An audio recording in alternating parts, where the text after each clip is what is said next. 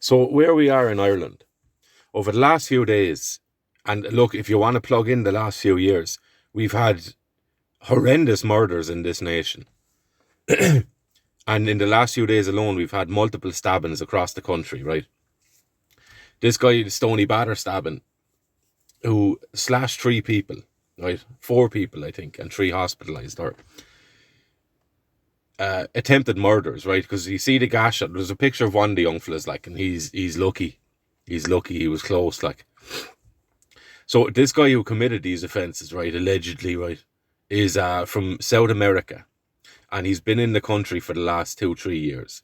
And it is understood that the value, so he was previously caught with drugs, thousands of euros worth of cannabis and ecstasy. And he's still here, right? Not only is he still here, is that a pertinent question? But the original question would be, why should he be here? South America. Why is he here, right? So South America is obviously rife with members of drug cartels. Ireland is awash with connections to drug cartels. Our people are dying at an unbelievable rate from the drugs that are brought in here, from multiple sources, right? And from dirty, filthy Irish people that are peddling that stuff to their own people, right? Making hundreds of millions off mothers' children, right? Kids that are being buried before their lives even started, right? Crazy stuff. So, Ireland is not safe.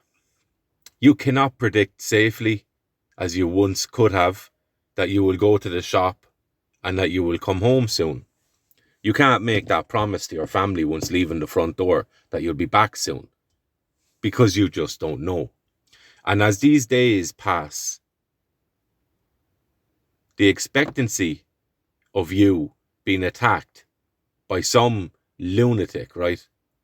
Not even, we go away with the lunatic stuff because you fall into this social psychiatry tendency of pathologizing evil, right? And when you pathologize evil, and what I mean by that is by labeling it a mental health disorder or like a schizophrenic person, right? You reduce the severity of the issue and you minimize the intention of the person that commits it, right? These people may well come to be diagnosed or described in ways that would allow them to be categorized as X disorder or Y disorder. I'll just call it evil.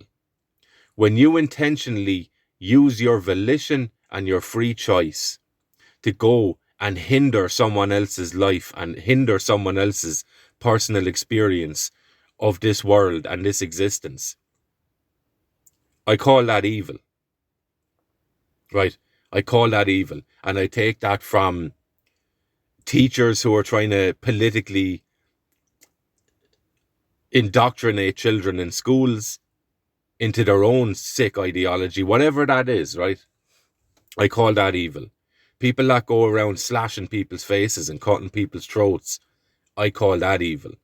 This government allows these people in, funds these people through your money to come in here, gives these people preferential treatment over our own suffering Irish, and then hand in hand with the media, they downplay these things. Not only that, but in the City Council of Dublin, you had 2 councillors, Malachy Steenson and Gavin Pepper, who wished to bring up for discussion the growing crime rate in Dublin, in the council. And the council voted against even having that discussion. Following that, Malachy Steenson and Gavin Pepper decided that they would get up and leave the council meeting. And this was met with a volley of a round of applause, right? So there was a boola boss amongst the city council. They gave themselves a congratulatory pat on the back and a boola boss for having frustrated 2 men's honest desire to have a legitimate conversation in a room full of what they would hope to be elected representatives who are also adults about the growing dangers for the Irish people in our capital city, right? And not only that, but the mayor chairing the meeting was laughing as this happened. So on every level that you look at, the media, which we now know massive amounts of media around the world have been funded by these black ops, we'll call them, right? Operations from the CIA and whatever related agencies, where they will use money in a way that it is not deemed to be used for, in order to perpetuate whatever ideology that it is that they're trying to instill in foreign nations, right? And in Ireland, we were the recipient of that money too. Not only that, but we have our own NGOs and our own Comisiún na Méin, right? The media, the Commission for the Media, who are now funding and creating new jobs for politically affiliated journalists, right? And this money is coming from your pockets. And if they're not stealing your money to house these people that are going around slashing people, then, not even then, but they're also taking your money to fund the very media that's trying to convince you that this stuff is not really happening, and that anyone pointing this out is a conspiracy theorist, or is a right-wing activist, or is a danger, or is spreading misinformation or disinformation, right? Things are true or not. Misinformation and disinformation implies a certain level of truth to the statement, right? So let's focus on what's true in the statement.